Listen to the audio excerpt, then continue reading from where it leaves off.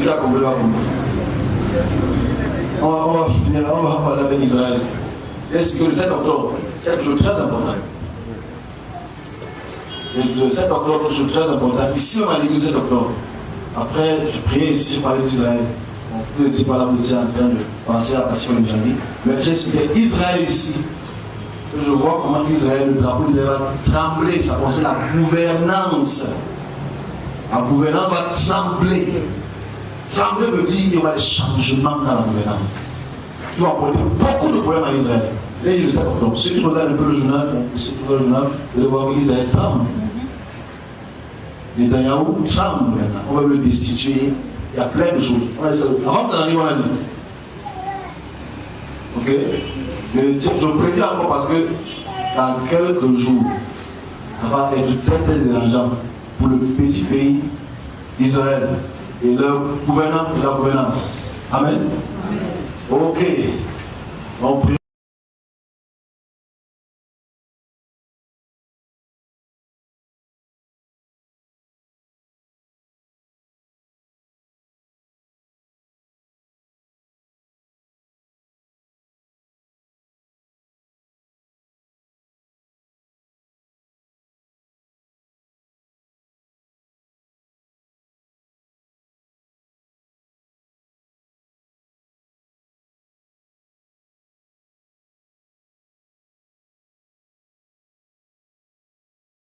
« 19 décembre 2020, Benyamin Netanyahou reçoit une dose de vaccin contre le Covid-19 devant les caméras.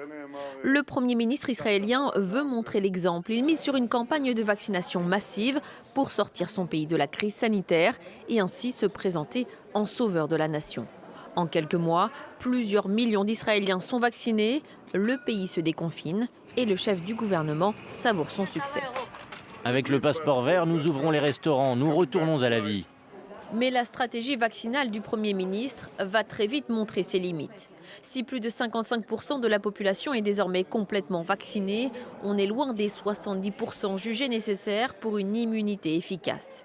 Une partie des Israéliens se montrent réticents au vaccin, notamment les membres de la communauté orthodoxe.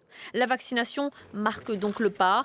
Benyamin Netanyahou en avait fait pourtant un argument central de sa campagne électorale.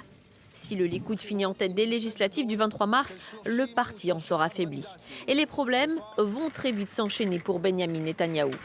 Son procès reprend le 5 avril. Le Premier ministre est accusé de corruption, fraude et abus de confiance dans 3 affaires, ce qu'il nie fermement.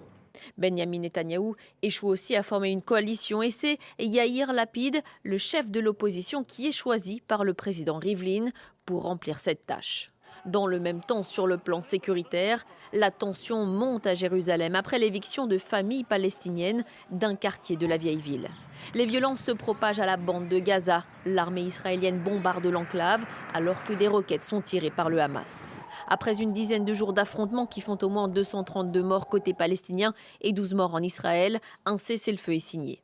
Là encore, Benyamin Netanyahou ressort affaibli par cette crise sécuritaire et commence à faire l'unanimité contre lui.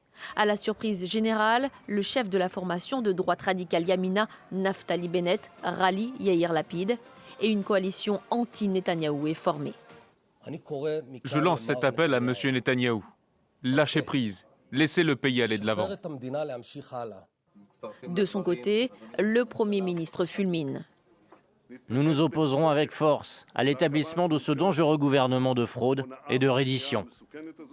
Jusqu'au bout, Benyamin Netanyahou aura tout fait pour empêcher son éviction. Mais selon la presse israélienne, il pourrait devoir affronter une vague de contestation au sein de son propre parti, le Likoud, car en interne aussi, des élus cherchent à tourner la page Netanyahou.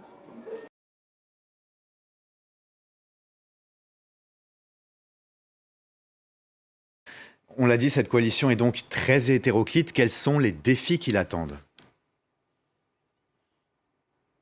Alors, d'abord, c'est vrai que chacun des membres de ce nouveau gouvernement concède que l'exercice du pouvoir va être difficile, tant les clivages politiques en son sein sont importants. Mais tout de même, la nouvelle administration veut d'abord se concentrer sur 3 priorités. D'abord, retourner à une forme de normalité en adoptant un budget. Israël est un État qui n'a pas de budget depuis le début de la crise politique. Ça, c'est une première chose. Le Premier ministre veut également s'occuper d'économie, il en a beaucoup parlé, gérer l'après-Covid. Et puis, le nouveau gouvernement voudrait légiférer pour empêcher Benyamin Netanyahou de se représenter. Le départ de Benyamin Netanyahou, c'est vraiment ce qui cimente cette nouvelle coalition. Naftali Bennett voudrait absolument éviter les sujets qui fâchent, le sujet qui fâche, c'est-à-dire tout ce qui touche au règlement du conflit avec les Palestiniens, puisque là-dessus, aucun des membres du gouvernement ne partage le même avis. Mais Naftali Bennett n'aura pas forcément le choix de son agenda. D'abord, demain, il y aura un premier test, puisqu'une marche des ultranationalistes juifs est prévue dans la vieille ville de Jérusalem. Ce sera un événement particulièrement scruté, notamment par le Hamas. Si l'on parle de Gaza, pour l'instant, il y a un cessez-le-feu temporaire qui est signé, entre Israël et le Hamas, mais il faut encore le consolider avec un accord plus large. Il y a également la question des familles palestiniennes du quartier de Sheikh Jarrah à Jérusalem qui sont menacées d'expulsion.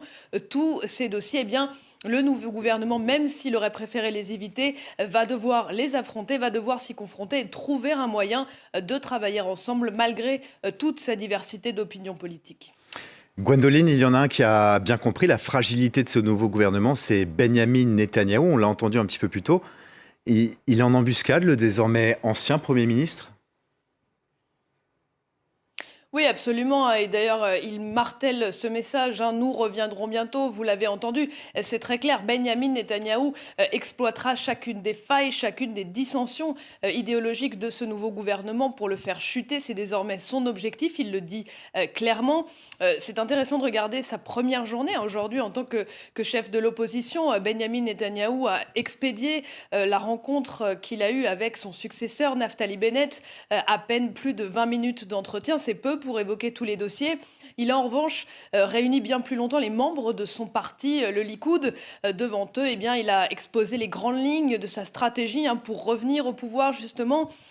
Il a dit que ce gouvernement chuterait rapidement.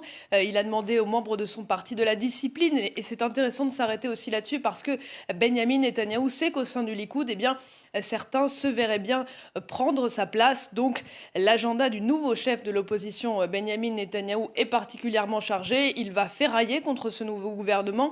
Il va tenir ses troupes pour garder sa place de chef du Likoud. Mais il doit également préparer sa défense puisque son procès pour corruption, fraude et abus de confiance va continuer dans les prochaines semaines, dans les prochains mois.